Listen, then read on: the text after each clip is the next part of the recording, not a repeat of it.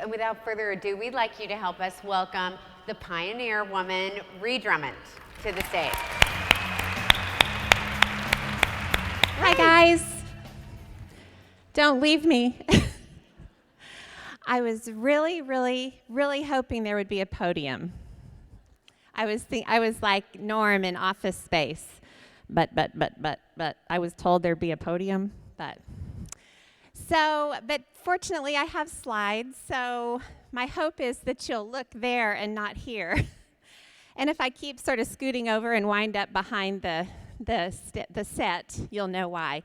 I'm not a public speaker. In a few minutes, you will see that loud and clear. But the reason I wanted to do just a little presentation is just to say hi, first of all. My first BlogHer was 2007 in Chicago, so it's really fun to be back here. And my friends who are here have already heard this all before, and they're going to roll their eyes and say, yeah, hello. Thanks for coming. Thanks for coming out tonight, folks.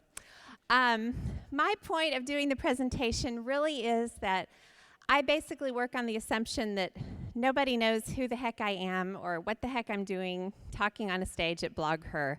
My friends know who I am. A few of you have read my blog, but just in case you don't have the full story, I just thought I'd brush a few broad strokes about my blog and a little bit about my life. I have to hurry because Lisa and I are going to have a conversation that'll fill in some more blanks after this, but I'll just get to it. This is a little bit of a speed round of the history of Pioneer Woman. And I would like to reiterate that I'm nervous. Would half of you please... Aw, thanks. Would half of you please come up here and stand with me? And also, well, I am wearing a very constricting body-shaping undergarment. And I'm not going to name the manufacturer, but I think you can all, it rhymes with pranks. And so if I turn blue in the middle of this, you'll know what to tell the paramedics. So again, this won't take too long, just going to sketch a few broad strokes. Oh, wrong direction. I might as well not do it now. January 1969, I was born. It's not going to take very long, I promise. I was a girl when I was born. I still am a girl. This was me when I was just about my daughter's age. My daughter Paige is here somewhere. I had great fashion sense, as you can tell. This was one of the earliest photos I posted on my blog when I started it years and years ago. And the second it went on the internet, my mom called me and she said, "Take that picture off the internet." But it wasn't because of the way I looked, because she was my mom, of course. It was because of the copper Jell-O molds she had on the wall of her kitchen. To this day, she is horrified that anyone has ever seen this picture. Raise your hand if your senior picture looks somewhat like this. Raise your hand if you had an add a bead necklace. Not very many had add a bead necklaces. Okay. I love the 80s. So I'm going to fast forward just a little bit. I'm going to tell him you said that. So I, long story short, went to school in California, worked out there for a while, and wound up coming back to the middle of the country, a brief pit stop in my hometown before moving to Chicago. It would so happen. And while I was home, I met this guy. And he was wearing Wranglers, and it was all over. And he forced me to fall in love and marry him. And he forced me to move out to his home, because that's what married people do. They live together. And it just happened that his home was on a ranch in the middle of nowhere in Oklahoma. This was notable on many levels, not the least of which was I hadn't grown up in the country. I was the last person any of my friends ever thought would move to the country, hence the tongue-in-cheek moniker Pioneer Woman. That was their nickname for me when they found out I was marrying a cowboy and moving to the country. The first year of marriage, just typical. I'd wake up in the middle of the night, there'd be horses looking in the window. I thought they were serial killers. My husband slept right through it. We had skunks under our house that scratched their backs under our house, so everything smelled of skunk. I'd go to church, innocently wanting to worship, and I'd hear people go, "What is that smell? I smell skunks." And bobcats turned over my trash. There were mice in my wall. Cows pooped on my porch and in my yard. And, I had morning sickness because of something that happened on our honeymoon. And I won't go into detail. So basically, I vomited and cried a lot. But other than that, I had a really blissful first year of marriage. This is the result of what happened on our honeymoon. And my husband, such a lucky guy.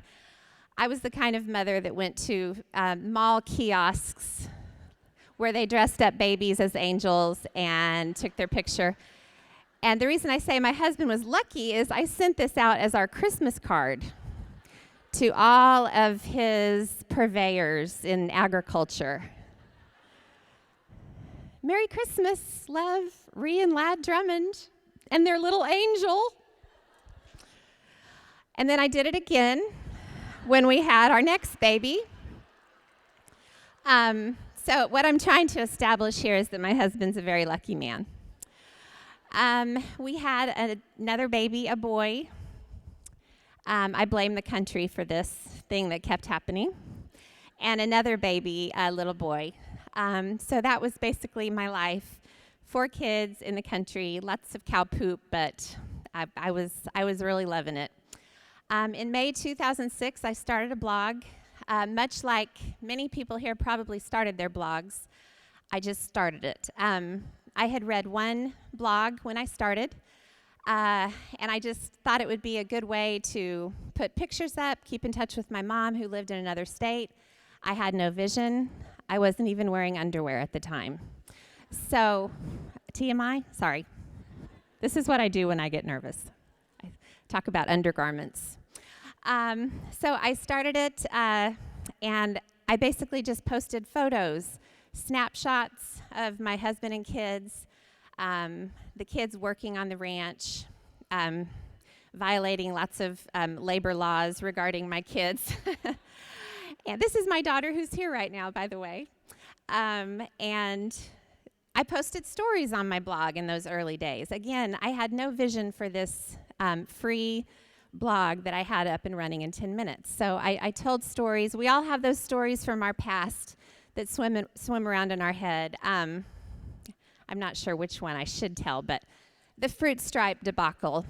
I was 3 years old, and my mom started noticing a foul odor when I was around. Isn't this a nice story so far? To make a very long story short, she had to take me to the doctor because she couldn't figure out the source of this odor. And it turned out I had stuffed a whole bunch of fruit stripe gum wrappers up my nose, and it had gone into my sinus and caused a really big infection. That's it. That's the story. That was one of my first blogging stories. The toenail incident, I was a ballet dancer growing up, and my senior year in high school, my toes were really mangled. I'd been in the Nutcracker and had a lot of rehearsals, and my big toenail became almost completely detached from the rest of my toe, except for the sides. So I was sitting in class one day next to Derek Armstrong, who I had a crush on because he was cute. And I have no explanation for this, but I took off my shoe and I took off my sock in the middle of class, and I took a paper clip from my binder and I stuck it behind my toenail. And I said, "Hey, Derek, look." And that's it. That's the story. I think I won't tell you about the booger affair and the Sassoon underwear, but this just gives you some idea of the way my blog started. Around that time, 2 or 3 weeks into my blog, I decided to get a big girl camera, so I got a Nikon D70, an introductory DSLR, and I just started taking pictures around the ranch, my kids, the horses, the cattle, and just kind of blogging about daily ranch life from my perspective, from somebody who didn't grow up on a ranch or in the country. People started stopping by and reading. They'd tell their mom about it, stop by and read, and the traffic growth was extremely gradual. There was never a huge spike. It was just slow and steady blogging about life around the ranch. Oh, sorry. So 7 months after I started my blog, I was just blogging about life. I posted my first recipe. It was a step-by-step tutorial about how to cook a steak. I mean, it was, sprinkle the McCormick lemon pepper and Lowry seasoned salt on the steak and put it on a grill pan in butter. And I posted all the details, not really knowing if anybody would be interested. And I got a favorable response, not because people needed to know how to sprinkle seasoning on a steak, but just because it was fun to watch the step-by-step process. So I kept blogging about the things I was cooking. As you can see, my food photography left a lot to be desired back then.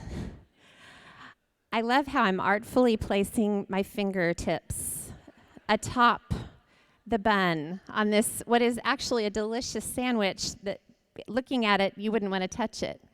And I think my fingernails were dirty, and I'm going to go forward. This was in my macro lens stage when I thought erroneously that the closer you got to food, the better it looked. In case you don't know, this is a muffin. I broke it open so that you could see the glory of the inside, and all you can see is 1 grain of sugar. Oh, yum. Yummy. Does anybody know what this is? Chicken, yeah. Doesn't it look delicious? So again, didn't really know what I was doing in the food blogging realm, but I just kept posting. Recipes. Around that time, when I was blogging about just life, I woke up months and months and months after I started blogging with a case of writer's block, and I had not experienced that yet because I had all these stories, and then I ran out of those stories, and so I woke up, I almost didn't blog, and back then I blogged daily, 7 days a week actually. So I started writing about how I met my husband, kind of our little love story, and it became sort of a serial romance on my blog. And I'd post new updates every couple weeks. It was just sort of a little, basically a Harlequin romance meets Green Acres, meets Forrest Gump and The Godfather. Eventually, I separated my blog into 2 separate URLs. I knew so much about blogging that I moved all my recipes to thepioneerwomancooks.com, and then I had my regular blog on a separate domain. I didn't want to inconvenience the people who were there to read my personal stuff, and vice versa with the recipes. So, but I kept blogging. This is when I made pumpkin puree, and the pumpkins were saying goodbye to each other. I'm gonna miss you, bro. Ah! So clearly, I needed a hobby, is what I'm getting at. But slowly, my food photography did improve, and it wasn't from classes, it wasn't from lessons, it was just from taking pictures of food all the time. And now, aside from my children, of course, food is probably my favorite photo subject. A couple years after I started blogging more about photography. Since I started out as someone who didn't know anything about photography, I gave sort of layman's lessons about the few things I had learned, not from the standpoint of a professional photographer. And I have since retired that section of my blog because I haven't learned anything else. So I didn't want to have a stagnant section of my blog, and I'll talk about a little bit of that later. I also started a Pioneer Woman Home and Garden section. At this point, I compiled all of these different sections into one website, and it's an incarnation of the one you see now, thepioneerwoman.com. Back in 2008, my husband and I redid an old house on our ranch, and I blogged about the step-by-step process of that. I highlight light independent sellers, Etsy artists, fun little finds on my home and garden section. I blog about nail polish. Anytime I travel, I take pictures of the hotel room before my grubby hands get in there and mess it up. And I have hotel room tours. And then now my husband and I are fixing up an old building in our small town of Pawhuska, Oklahoma. And I've been chronicling that process. So the home and garden section is just kind of everything that has a DIY project or any fun product I've found. And then homeschooling. I'm a homeschooler.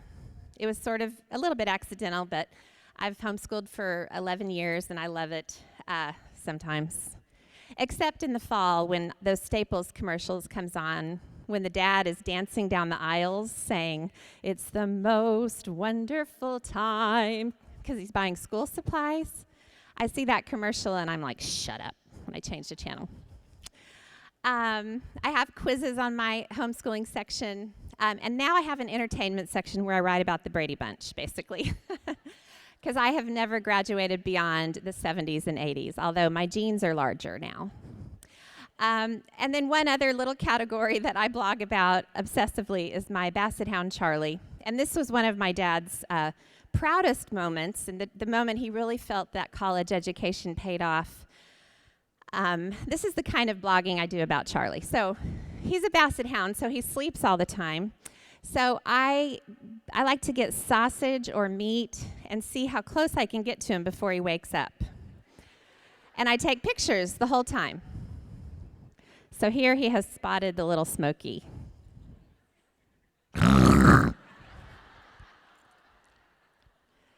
And then I do it again, just in case you missed the first time. Again, I needed a hobby.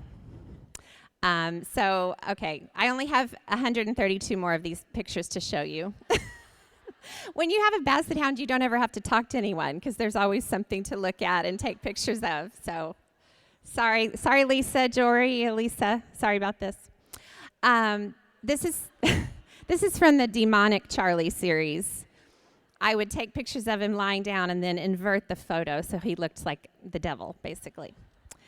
In 2007, when I was here in Chicago at BlogHer, I had been blogging for 1 year, and Elisa asked me to speak on a panel about storytelling.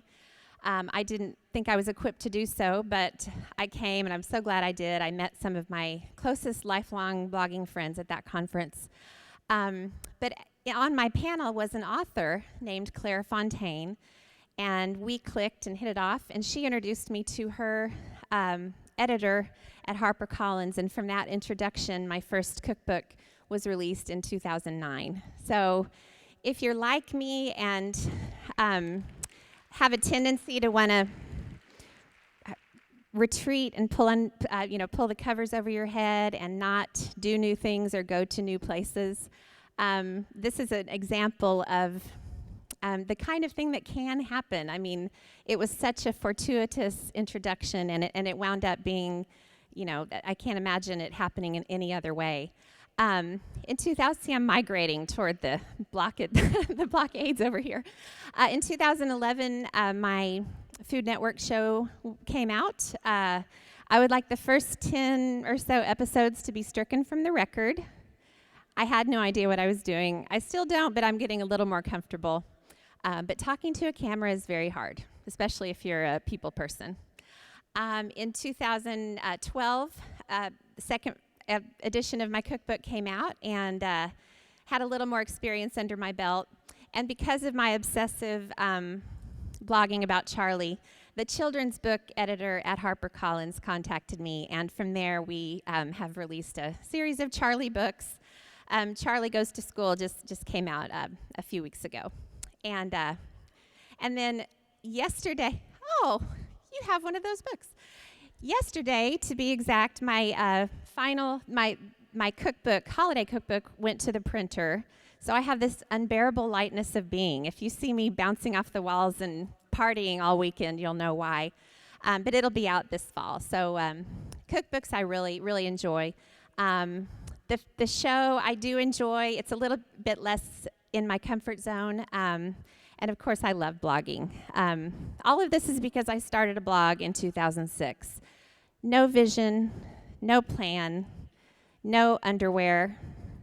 So really, I'm telling you that story, hoping to inspire you that if you don't quite have your bearings, if you don't quite know what you're doing yet, just stick with it. I have a list of things that I've learned about blogging, and one of them is blog often, and that really was helpful for me in the early days, was just committing myself to blogging, and it really is like a muscle. This is a cheesy analogy, but the less you exercise that muscle, the more it will atrophy. The more you flex it, the stronger you'll become, the more natural it will become. So that's really my number one piece of advice, along with exercise more. But that's another story for another time. And now we're back to Spanx, so it's full circle. So all of these experiences I had, I still want to be home. Like that's my goal. I can't imagine ever moving. I can't imagine my life ever changing appreciably in that way. Home is really what I love the best, and that's really why I love blogging the best. My point of all this was, there's the show, I have cookbooks, I have children's books, but honestly, if I had to choose one thing, it would be blogging, because it works with my life. I can be home in my yoga pants with holes. I can be around my children, and it's just, I love it. I love the medium. And that is it for my presentation, except Lisa, I'm almost ready.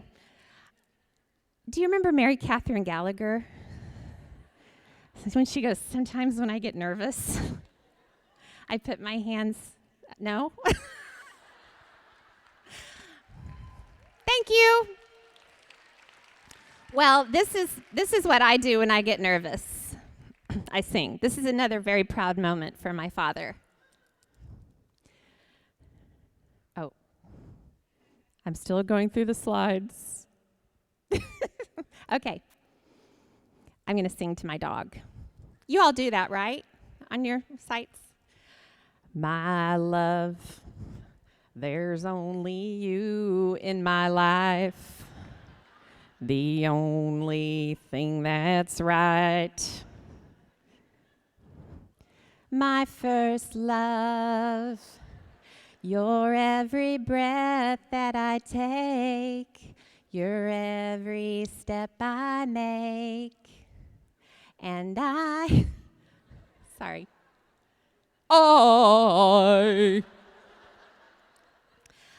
I want to share all my love with you. No one else will do. One important thing on my list of the 10 important things I've learned about blogging is don't be afraid to embarrass yourself. I thought I'd illustrate that in full color. So thank you guys very much. I'm looking forward to meeting you all. And thank you. Thanks. We really are of the same era. When that movie came out, There we go. Not everybody knows the movie that went with that song maybe as well as you and I do. Everybody saw Endless Love, right? Right? Except my daughter. My daughter did not see it, and she won't. But that's another story for another time, too. Thank you. Thank you Thanks for that for having me. presentation. Absolutely. One of the things that you and I have talked about over the years is that last point that you brought up, how focused you have had to stay. I think that you are the queen of the funny story and such self-deprecating good humor. But I want to make sure everyone who's listening here understands that we have among us a homegrown, self-made, #1 New York Times best-selling author and the star of the Food Network's #1 show for the most powerful consumer demographic in the United States, us. Women. Congratulations. I on what demand a you've recount. accomplished. Thank you. Congratulations on what you've accomplished. Thank you. And one of the things you've said to me over the years consistently is how important your writing is. And I've asked you many times to why it is and how you have turned down so many of the offers you've had to do every little thing, like the gingham oven mitt for Tasty Kitchen or fill in the blank merchandise opportunity. And every time you just have said no. Can you talk about why and the clarity of how you get to that? You know, I've had a sense from the beginning that I don't want to do something that I am not equipped to do. And I feel like I know blogging. I feel like I can blog. I've kind of, you know, I'm still learning new things, but I feel comfortable. I can write cookbooks. I've got that process down and I really enjoy it. As I said, I'm not quite the TV expert on camera, but I prefer to be sort of behind the scenes. But, you know, when it comes to launching product lines or merchandising, it honestly just isn't in my wheelhouse. And I don't have, you know, I don't have the proverbial team around me that, you know, I can just say do this and it happens. So I have very limited time to get the things done that I do and still raise my kids and make sure, you know, I'm tucking them in at night. So, you know, on a little bit, it's really on a practical level that I haven't done that. I just haven't really had time. Well, one of the things I know you have made time for as you've gotten so focused on the storytelling is design. You are a stickler for gorgeous design, and you have made it a real priority to invest your time and invest in the site as well. Can you talk a little bit about the role that you think design plays in what you're trying to storytell around? Yeah, and this is another contact I made in 2007 at the BlogHer conference in Chicago, was Heather Sanders, who omsh.com. She and I hit it off and became friends. She's a homeschooling mom, and she was a web designer. She still is, but she's not doing it so much. And I had, at the time, I did not have my own URL and website, and right. So I really wanted to step it up. So she walked me through that, you know, initial period, and I found out that I love beautiful websites. You know, I'm not a web designer. I never had any of that experience, but I knew what my eye liked. So I wanted it to be beautiful, full of color, I'm a very visual person. I don't know if that is clear or not, but I love, you know, the visual side of life. And so Heather and I were just, you know, doing it together for a long time. And you know, when I first started putting ads on my site and receiving an income from advertising, I'd put it right into my site, and you know, that was important to me, not just from an aesthetic perspective, but also from a usability perspective. I didn't want people to come to my website and be frustrated or bored. I have middle child issues, so, you know, I want my page to load and people to think, oh, okay, I like this place. So do you have any tips on, I know you had a fantastic experience with Heather, and now you have Tasty Kitchen, which I think you're relaunching soon? Yes, we're redesigning Tasty Kitchen. Okay. Tasty Kitchen, I did not include this in the slide because I'm an airhead, but in 2009, I launched a recipe community, completely separate from Pioneer Woman, tastykitchen.com, and it was really designed for my community of readers to share their recipes. Mm-hmm. And it's a little bit like All Recipes, but on a much smaller scale. But over time, food bloggers started contributing their recipes, just the recipe itself, and then, you know, we'd feature them, and it was just a way for them to you know, get more exposure. And so it's just turned into this beautiful recipe community that I really have nothing to do with, except that I'm just behind the scenes. And that excites me a lot. Do you have any advice for people who are thinking about a bold new design for their site? We talked about the tablet and mobile earlier, and the different ways in which users are now expecting sites to behave has become a real burning issue for content creators. That was your original question, wasn't it? Well, sorry. I changed my question midstream because I get chili recipes from Tasty Kitchen. So. Yeah. You know, I was just lucky enough to find Heather, and she and I sort of had the same sensibilities about what we liked visually. You know, I have found sometimes that there are things I want to do with my website, and I do want to snap my fingers and have it done, but it's very hard to find really good designers, and you know, I hate to say this, but a lot of times you do get what you pay for, and that's why from an early stage I committed to, you know, putting as much as I could into the design just to get the core of it built. But it is hard, you know. Find websites you love that just make your heart melt visually, and then contact the site owner, ask who they use. You know, you really have to kind of ask around. You know, we find that, I mentioned the statistic earlier about the amount of money we paid out to bloggers. 53% of the women in our network use some of their payment to invest back into their business. And we definitely see growth happens when people are able to invest in that design. I also think that it's completely fair, and don't you, to ask for a contract project before you go whole hog into a long-term agreement with a designer. Oh gosh, Start yes. small. Yeah, definitely. Let's just work on this one new, you know, reskin or this new look. Oh yeah, I would never enter into a long-term design project before I had seen how they did with my site. Right. Well, you know, you're investing in the Tasty Kitchen community with a new site. I know you don't have a launch date yet, but it's like fall cooking-ish. Yep. Okay. You're also investing in Pawhuska, in the little town where you live, and you've showed a picture of the building. When I drove through Pawhuska the first time, I was reminded of some of the small towns I grew up around in Montana, where the mining days are long gone, and at least every third window is boarded up. Yeah. So it's an old oil town that's no longer an oil town. Yeah. And of course, we see the charm of the town, but yeah, I was telling Lisa, you know, we have a cattle ranch. That's our family's business, and we have Farm girls. It's my ag girls. Yay! Yes.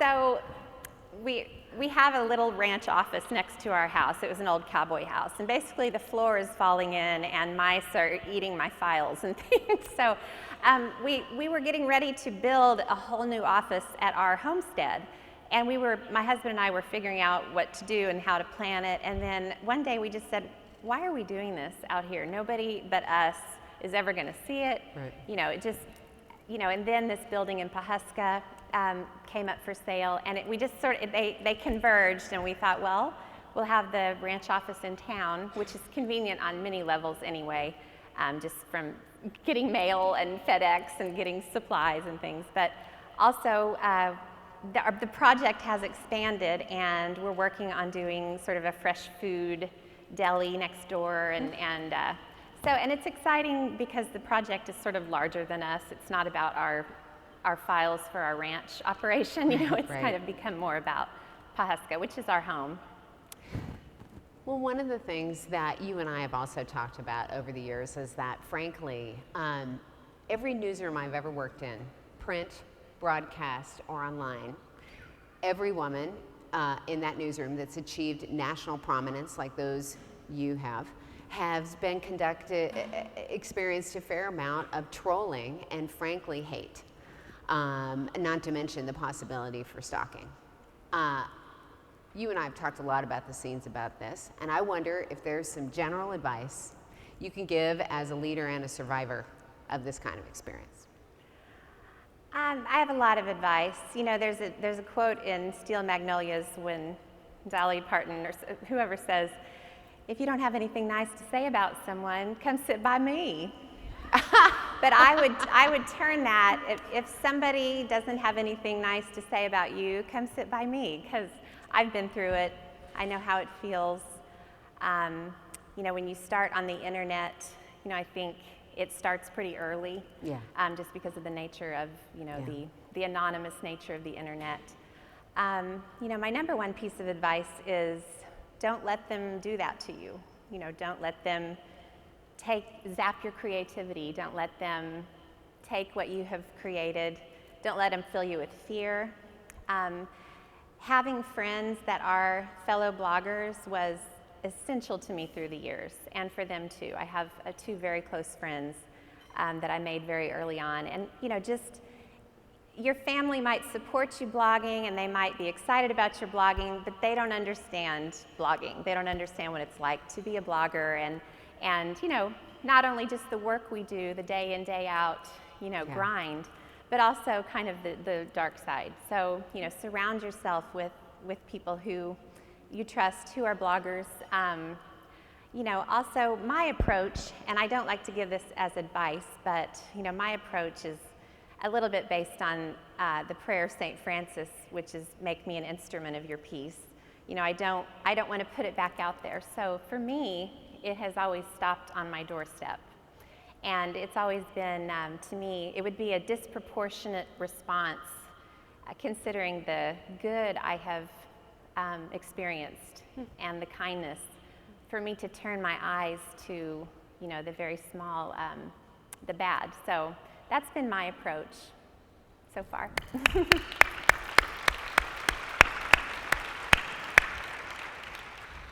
I think that's great. I also think that there's a heck of a lot of other stuff going on. One of the things that we have talked about over the years, you have more children than I have, but we have 7 between us. And I wouldn't say that we never expected to work, but I would say that the level and amount of work that we're doing is a little bit of a surprise. Working motherhood's been a little bit of a tornado. And can I tell a little story about when we were doing a recipe contest sponsored by Bush's Beans at Ree's Ranch. And we had the most fantastic group of women who had developed these recipes, and one of them brought their mother. And she had just sold her business, which was a distributorship in the Midwest, and she came up to me, and it was one of those weeks when I'd been on the... This was 2011. Yeah, I'd been on the road for a long time. And she came up and she put her arm around me and she said, are you just ready to fall down? Like, how are you doing this? Don't you miss your boys? I was like, It was tough. It's tough.